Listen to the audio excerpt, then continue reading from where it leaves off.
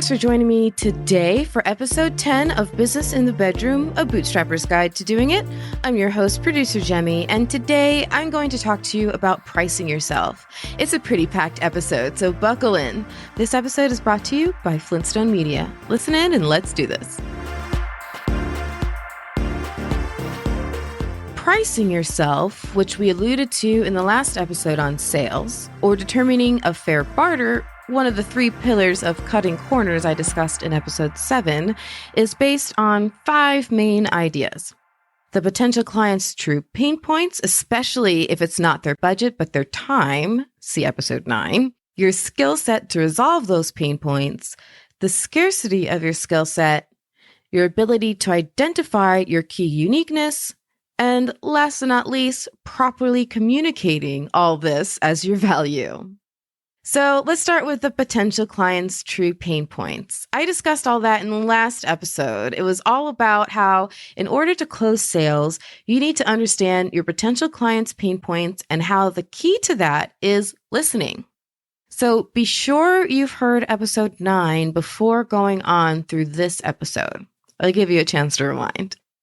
And now that you're all caught back up, if you recall from episode 9, I said that part of the value of understanding the potential client's pain point was not just to better address how you will answer those pain points and become more likely to land the sale, but the value of understanding pain points is also to help you understand whether their budget is based on their money or their time.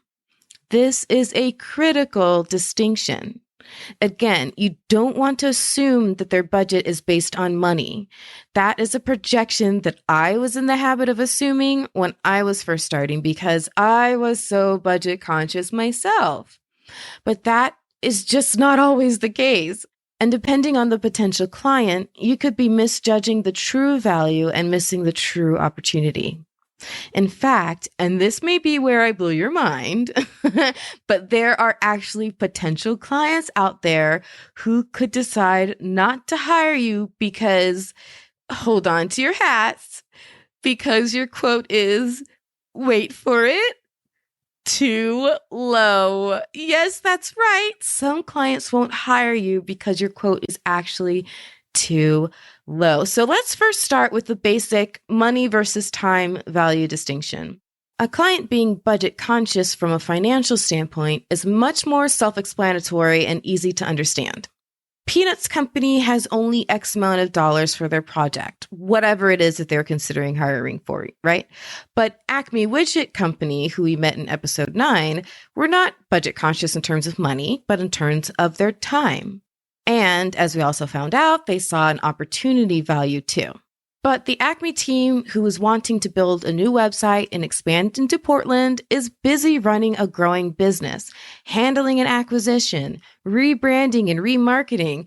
They have their hands full. They need someone who understands how to help them make big decisions quickly, who can guarantee that they will make their target new site launch date, who can coordinate finding any specialists for them, such as an e-commerce software developer or whoever, right? Essentially, their value is way beyond the basic build of the website. It's the high-level design, the testing, the assurance of meeting deadlines, the overall full-scope project management, and that is massively more valuable. So at the end of the day, pain points translate into value points. And the more of the potential client's pain points you can identify, the more you can increase how much they compensate you for all those value points. In fact, as a tag along to BitV episode 9, yes, I'm calling the show BitV, BitV episode 9, sales, less talking, more listening, I added a post to Patreon with resources to help you define your customers' pain points. So head to patreon.com/dreamersbecomedoers for that post. That's patreon.com/dreamersbecomedoers. So be sure to check that out. So the next thing that you need to fold into your process of pricing yourself is your skill set to resolve all those pain points and how much you meet all those value points. That's going to be the biggest factor in determining your price points. So how much experience do you have in the core skill set you're marketing and offering? Are you a newbie? Have you been developing your skills over many years? The deeper your experience and acumen in providing these services, the higher your price. So that's fairly obvious, right? That's the easy part, okay? But what else is there? Oh, I'm so glad you asked because there is so much more. Starting with the scarcity of your skill set. So depending on the kind of business you're building, the scarcity of your skill set can also influence how you price yourself. Because in the simplest of terms, the more scarce your skills are, the more you can charge for them. So how old is your industry? Are there a lot of people who know how to do what you do in it yet? Or are not, right? Are you one of a few or one of many? So, for example, because of the youth of the podcasting industry, I'm one of the few podcast producers who can boast being experienced even more than just 5 years. In other words, you have to think if there is a lot of general competition out there for what you do or not. Can that be part of your leverage? So at this point in the game, if I were just marketing basic podcast production skills, I'd be a small fish in a very big pond because there are many more editors and producers coming up these days. But that's not just my singular point of uniqueness. So I leverage all of the rest. But moving on, enough about me. Another part of the scarcity puzzle is whether your job is location dependent.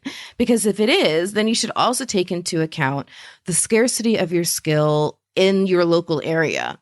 You know, again, same thing. Are you one of many or one of few? Also, does the job require a type of artistic or aesthetic instinct that you can more uniquely pair with and represent for the client, right? Then maybe that is your point of uniqueness. The scarcity is that you are the only one who is that kind of artist. And if that is the kind of artist they need, then you're the only one.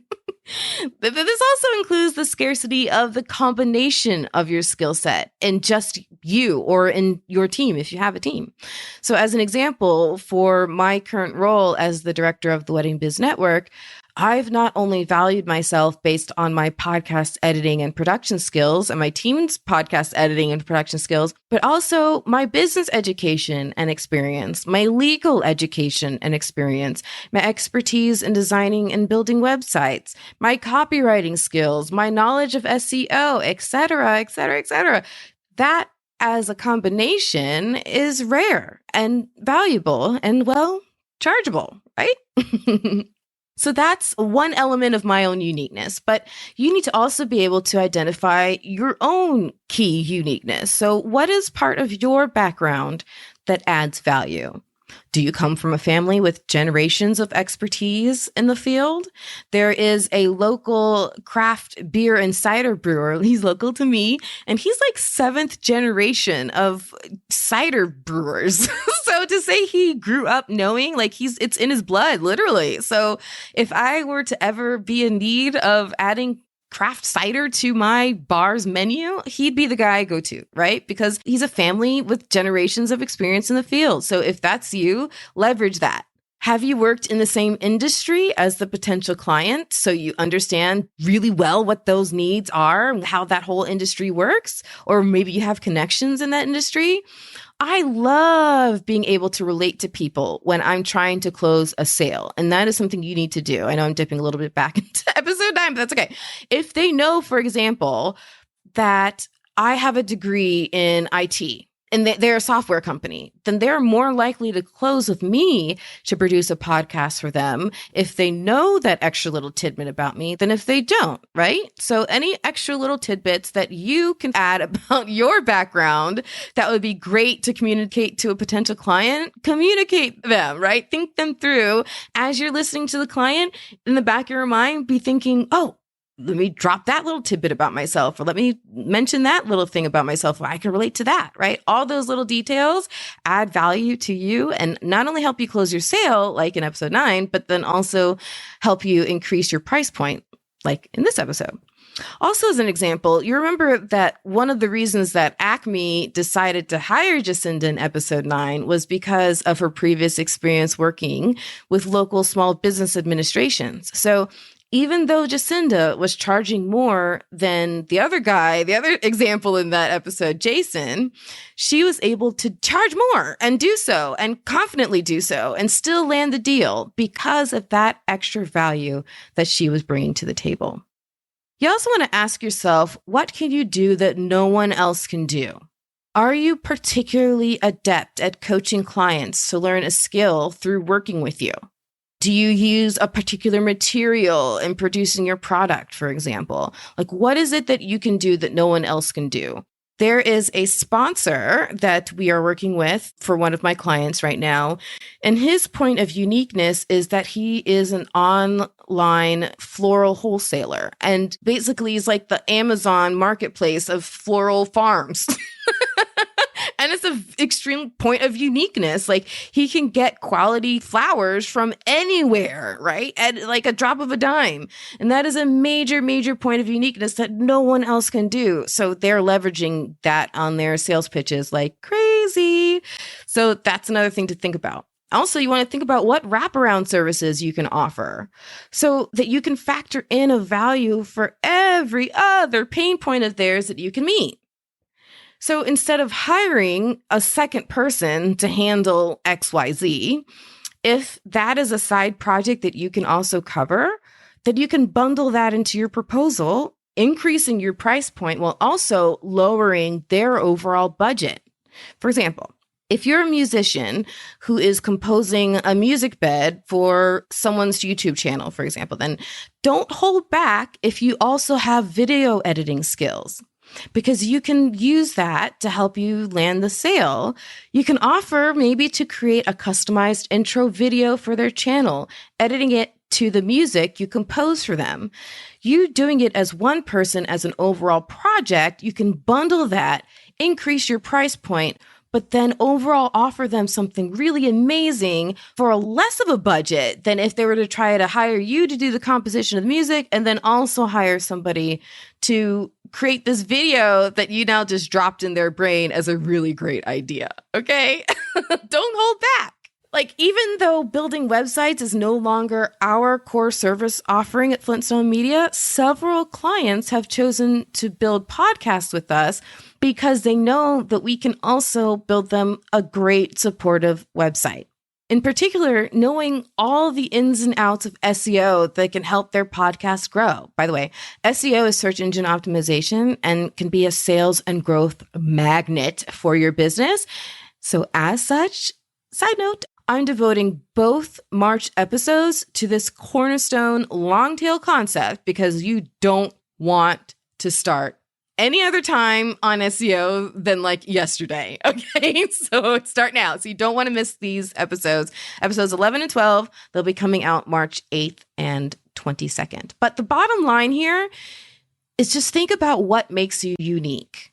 Really pinpoint it. How can you add value to a potential client's project beyond their expectations? Make sure you can identify that for each and every client.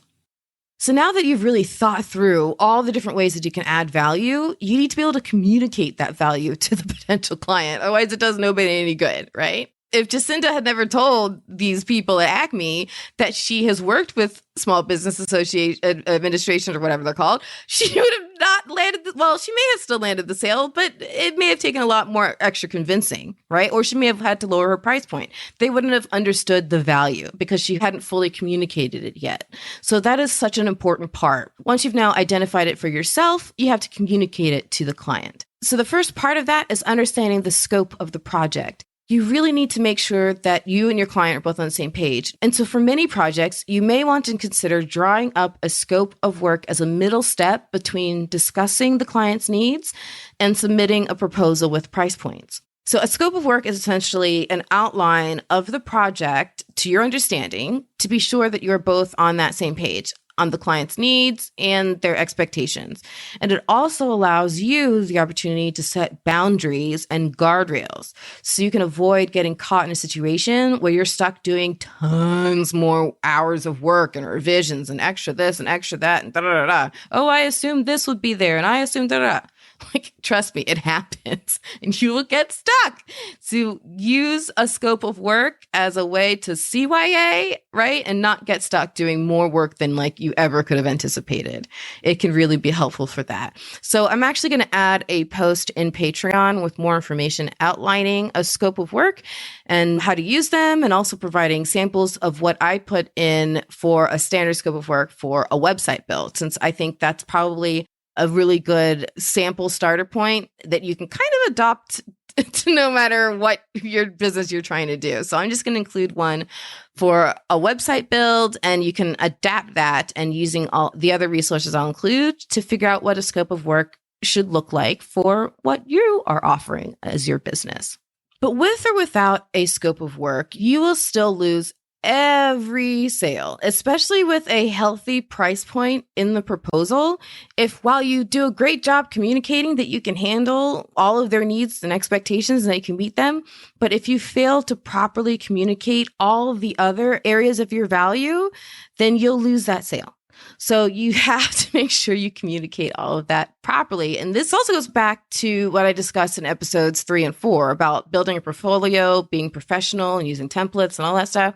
So if it's something about you and your background that makes you very special, adds value, is a point of uniqueness or what have you, you want to communicate that distinction in your email. So when you are sending your proposal to this potential client in the email, in the body of the email, you want to make sure that you include anything in your background that really can drive home the point that you are the person for the job.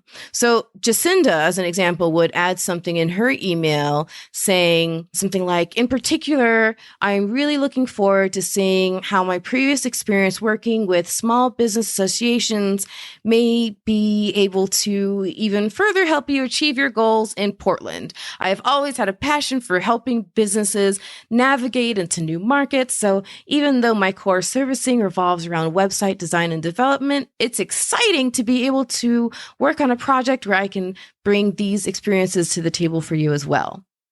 I mean, slam dunk, right? like, hello? Nailed it, Jacinda. Otherwise, if it is an additional service that's not your background, like let's say you are that music composer who then can also edit a video, so it's an additional service, then add it as a line item in the proposal itself. That way, it can easily be negotiated back out if it's not something that they're that interested in, and it ends up being that they're more budget conscious than you initially suspected. And that can be your easy, quick way to start to chip away at your price point and still land the sale without feeling like you're overextending yourself. If you separate out these little adjunct, little ad hoc, little extra things that you can do for them, if you put them as separate line items in the proposal, they're kind of like, by the way, I can also do this.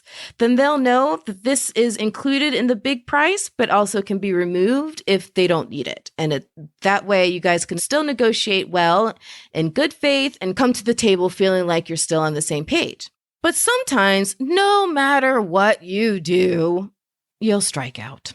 Sometimes you won't land the sale. And honestly, it really can be for mostly 2 reasons. One is because even if you did everything you could to express yourself, they just couldn't afford you, or they just didn't quite understand your value. They just didn't get it for some reason. And maybe that's a moment where you need to reflect and look back at how you proposed to them, propose to them like it's a wedding, how you decided to communicate to them. And maybe there's a way that you can change that a little bit or switch it up. Always be willing to evolve in response to the feedback that you get from not only the people who close with you, but also the people who shut you out. Okay.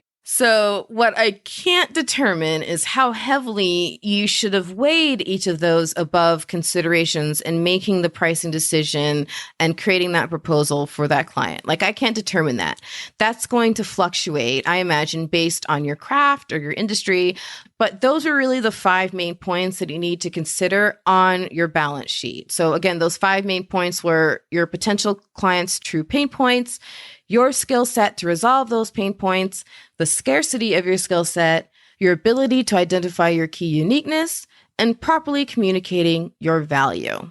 But no matter how much you are in this game, no matter how well you can prove your skill set, No matter how well you get to know your customer base, you won't ever nail sales 100%. Some people will not be able to afford you, and that is okay. If they can't pay you your price point, assuming you've grown into your space well enough to be confident that it's fair for their needs and how you meet them and your time to meet them and all of that, then that's okay. That means that they are not a fit for you. They just aren't able to properly compensate you for your time. That's going to happen. And you need to be okay with that because you need to value your time appropriately. On the flip side, sometimes you'll strike out because your quote was too low. Like I mentioned at the top, this is a mind-blowing phenomenon. But I'm going to give you a recent example from my own business life that really puts this into perspective. So there's this potential client, right? A very well-known name, so I won't mention anything, name redacted, right? But I did everything by the book in order to understand their needs. I had a consultative call to understand their goals. I drafted up and sent over a scope of work for their review before pricing it. Then, due to the complexity of the proposal, I even went a step above and included an itemized spreadsheet of the breakdown of all the costs in the proposal. I was super jazzed because it was the largest proposal I'd sent out to date, by a fair amount too. But you'll never guess what happened when I heard back. My contact at the company told me the quote was way too low. I mean, way too low. It blew my mind, to be honest, at first, because we then spent the next several minutes discussing the root of the gap of our understanding. I hadn't fully understood the scope of contribution they wanted us to make in terms of the content production. Not just the editing and technical aspects that the first proposal covered, they also wanted a lot of support in terms of researching and preparing content, prepping questions, finding people, all that stuff. This was a major addition to the scope of the project, so much so that the new proposal, which was more in line with their expectations, blew the first proposal right out of the water.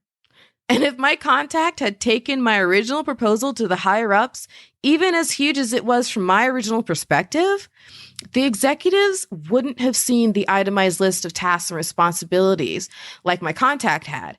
They wouldn't have realized that nothing was in there that included the support for the content production.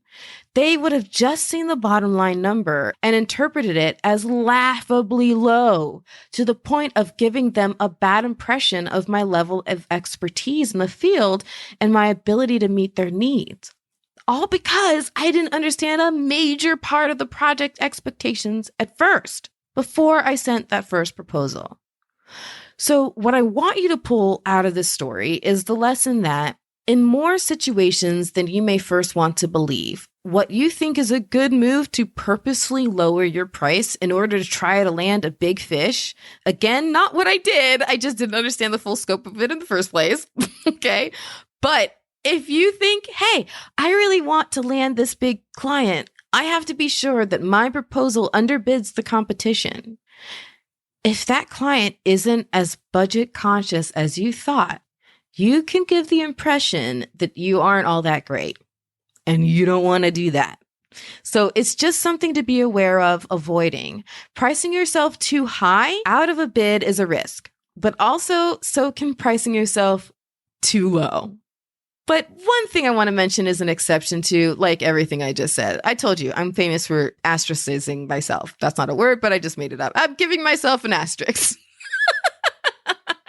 So remember Peanuts Company from the top of the episode? They were budget conscious from a financial standpoint. So let's circle back to them for a minute here at the end and remind you that budget conscious clients can be great clients too.